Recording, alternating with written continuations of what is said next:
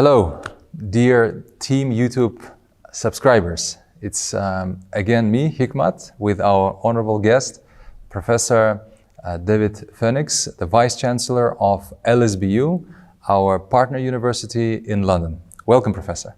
It's great to be here, Hikmat, I think, after all the years of waiting with COVID, to actually see what you've delivered and been developing with us is fantastic. Thank you, Professor. Exactly, like in 2020, I remember our first meeting at your place at the LSBU, and 2.5 years ago, it didn't look like everything is going to materialize, but finally we are here, established this partnership. Obviously, we have so many things to do, but it's great that you and the team came here to our university, and it's a really exciting journey so far. And it's really interesting to see your focus on entrepreneurial education, because a lot of people still don't understand the importance of that way of thinking, that the way the world is changing, we need graduates that can apply their skills to new businesses and new ideas. And that fits so well with what we do at LSBU. The shared vision on this, I think, is great, and it's really good to see it happening. Great.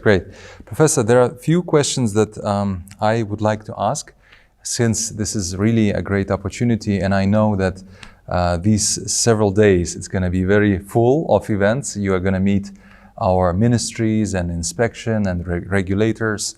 They're all very excited because there are not so many British universities that have presence, or international universities that have presence in the country yet, but Uzbekistan is definitely opening up. And they're really looking forward to hear from you. How has it been so far, and what else we can do together? So overall, I would like to start with the question of what's new at LSBU. Like, could you please give us a brief? I'm sure and I know that there's so much information on the internet, but it would be great to hear from you. What are the updates? What LSBU under your leadership is working on, and what challenges you are having so far, and new developments? This is really interesting to know. That's a big question.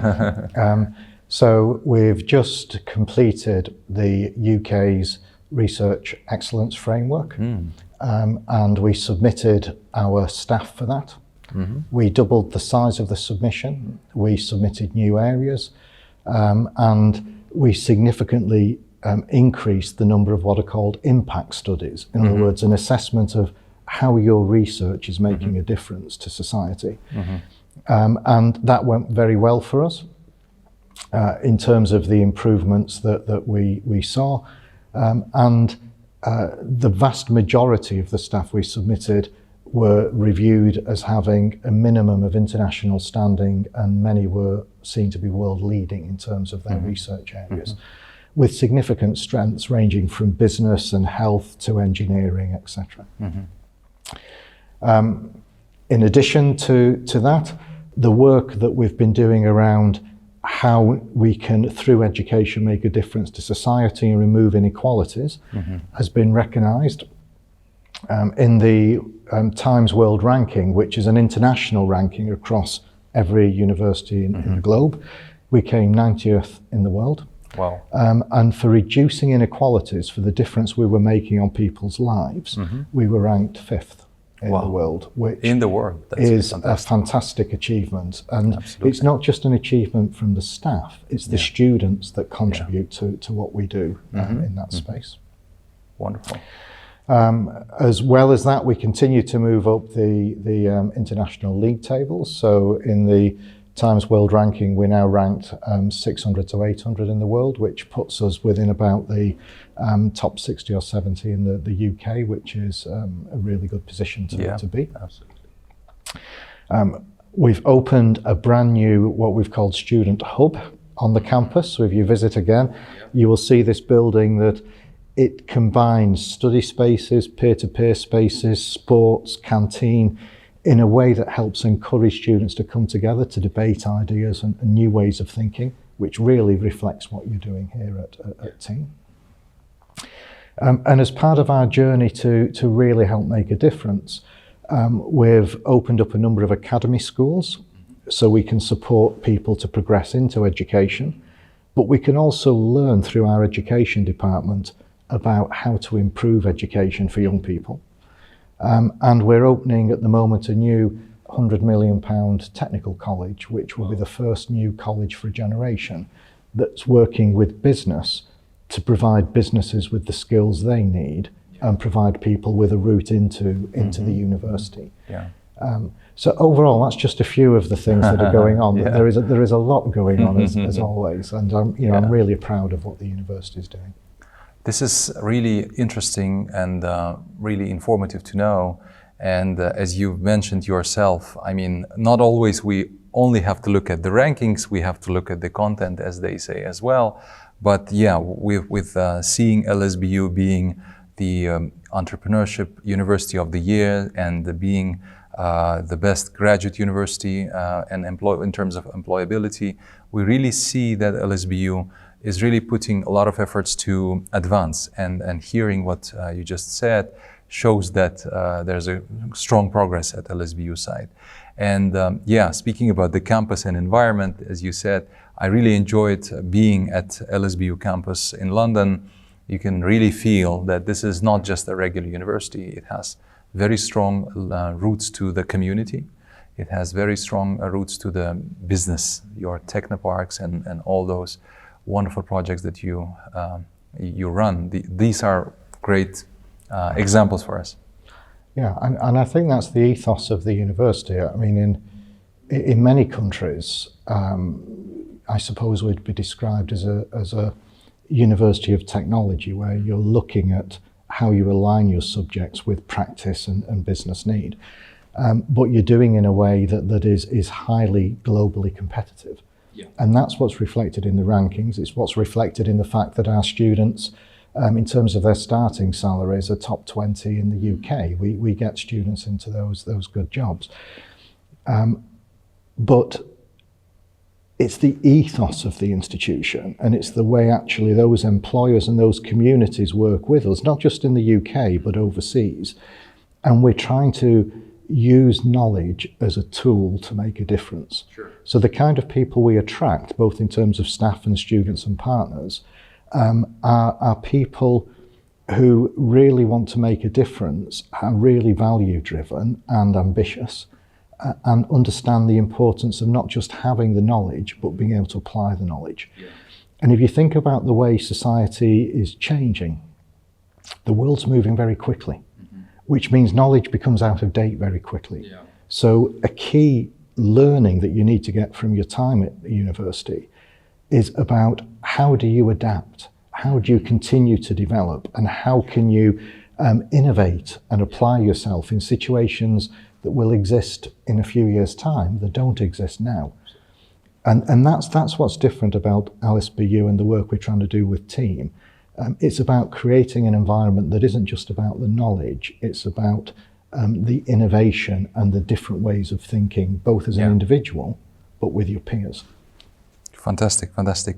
So yeah, speaking about TEAM and LSBU, gradually moving to the next question that I would like to ask is, could you please share your, and obviously based on your previous experience and the LSBU has running partnerships with other parts of the world, what would be those added value points or unique points, let's say, of TEAM and LSBU partnership to Uzbek students, to the parents of those students, and obviously to the other stakeholders, including the private sector representatives and the government in more general sense? Because we have put something which maybe in UK more or less a standard practice, but in our part of the world, this is completely new, especially taking into account that coming from the post-Soviet, let's say, practices or culture. What do you think that partnership will give to the key stakeholders that we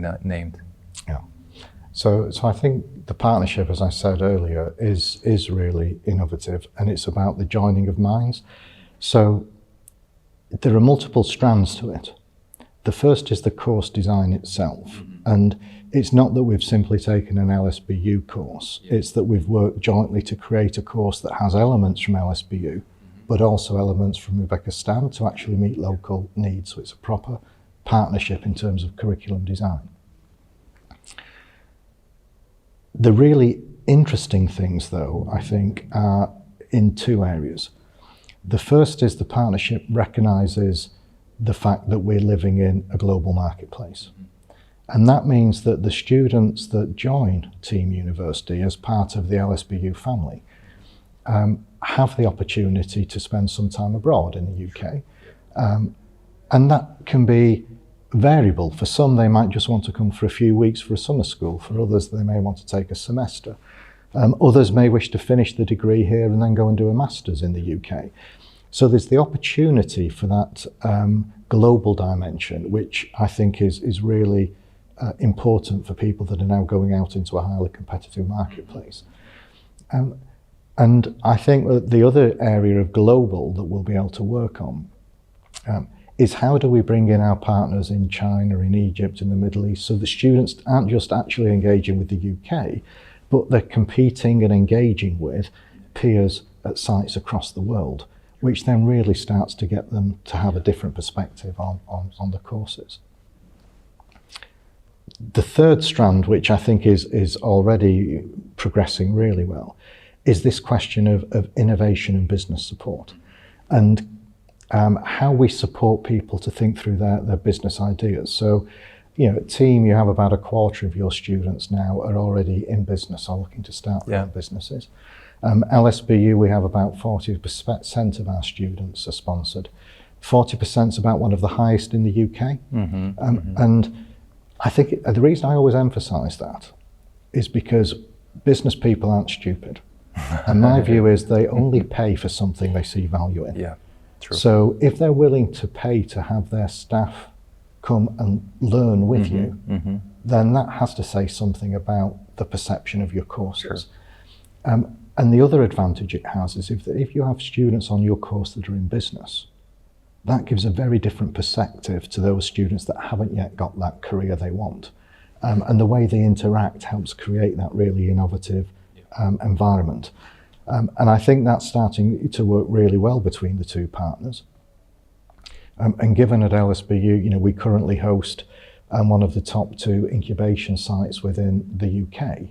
That work around how we support businesses, I think, is an area we can continue to partner and develop moving forward.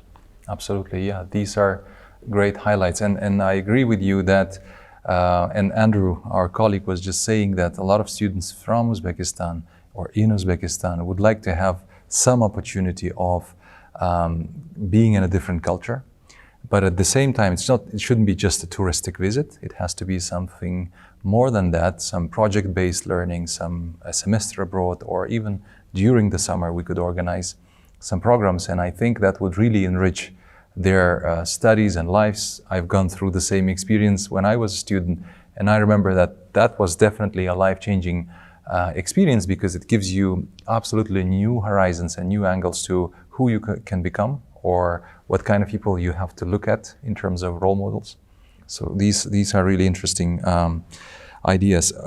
My next question would be about higher education in general.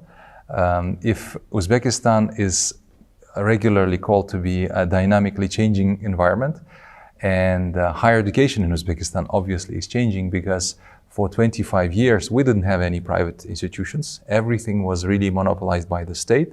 But gladly, state realized that they cannot handle this job, this function by themselves, especially if you want your economy to be driven by private sector.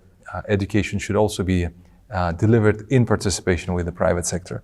So what would be the trends in the world, especially post-COVID, in the higher education, that you think it would be useful for us to know as people in the education system, how we can call ourselves now?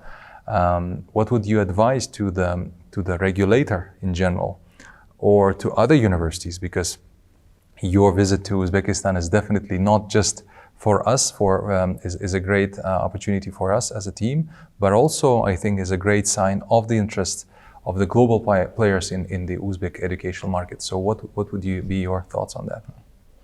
I think the initial thought is that one of the challenges that the country needs to address is the same for all countries, which is how do you create a regulatory framework that ensures the quality of the qualifications?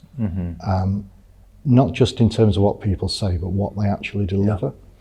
Because it's not fair or right to have providers delivering programs that don't deliver benefit to the students. So you need a regulatory framework that helps ensure that. But it's got to be flexible enough to really allow innovation. Because if it's too rigid, you constrain innovation. And in a very fast-moving world, you need innovation, you need new ways to think. New courses that come together are more and more likely to be interdisciplinary. They're likely to have links to different subject matters, because a lot of problems we're facing around climate change, around food poverty, around health, they're very complex problems that require business leaders, scientists, engineers, social scientists to come together. So I think adapting regulation to allow innovation and to look at how you bring in different players like TEAM University to encourage that. I think the other point for me, which I've always been reasonably passionate about, is that universities that are going to make a real difference, there is the work they do around education or skills, but they should also be looking at how they can help improve things for business and society at large. Sure. Yep. And that requires the creation of knowledge and critical thinking, not necessarily what people call blue skies thinking, but you could work with businesses to look at how you improve processes, how do you better position the marketing, how do you increase the efficiency of that company. Because if through the university's innovation you can do that, then that helps create jobs. And if you're creating jobs and providing people with the skills, that then helps business, it helps society, and it helps the country. Absolutely. And you need both sides. Yeah. And I think that if I was trying to give any advice, and there are others who may be much better placed, I think it's remembering the importance of universities as vehicles for change, about the quality of the course, but also about the thinking and the innovation that underpins that course and really makes a difference to society. And that's what's driven, our move in some of the rankings. It's, we do very well in engineering research and a range of other areas, but the inequalities positioning, fifth in the world, that's not about a specific piece of research.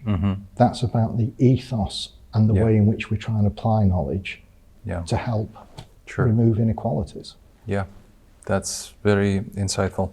Well, I think one of the definitions of calling yourself an entrepreneurial university is being very active in the development of the society and the development of the economy, right? I mean, from that regards, definitely we share the vision and I hope, as you said, TEAM and different other new players are going to bring some change to Uzbekistan, which is trying to play not just wants to develop itself, but also wants to play a leading role in the region as well. So in that regards, I hope that Tashkent and Uzbekistan in some way will be that educational hub for the region as well.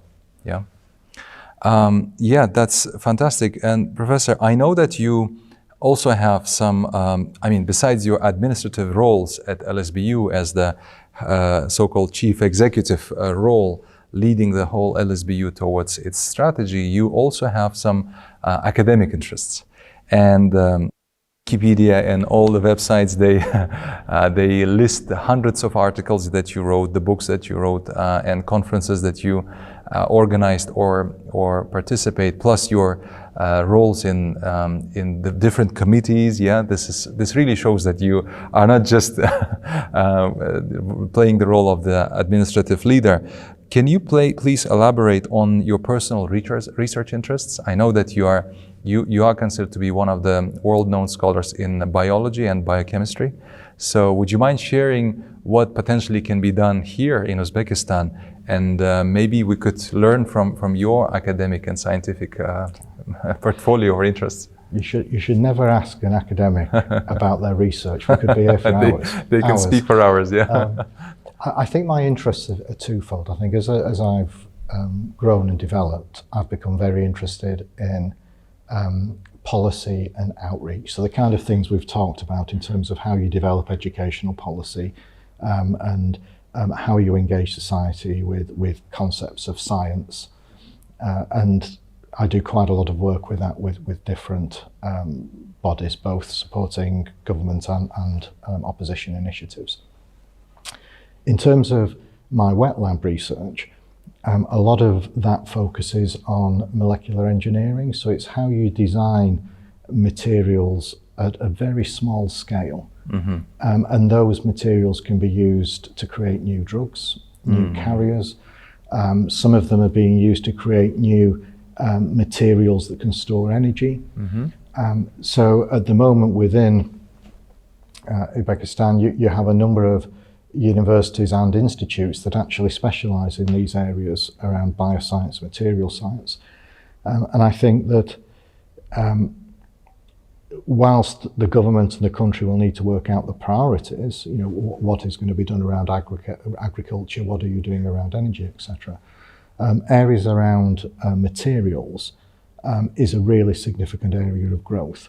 And if you link that to potential mineral and other areas of resource strength within Uzbekistan, there is the potential there to grow new industries and new ways of working, which could attract reputation as well as inward investment. Yeah, absolutely. I mean, in the recent years, Uzbekistan is trying to come up with competitive advantages and deepen, let's say, the role of the, let's say, industries and agriculture, processing and all that helps to increase added value. We have Ministry of Innovation, we have an IT park, we have a number of new organizations set by the government to lead those initiatives, to lead the research.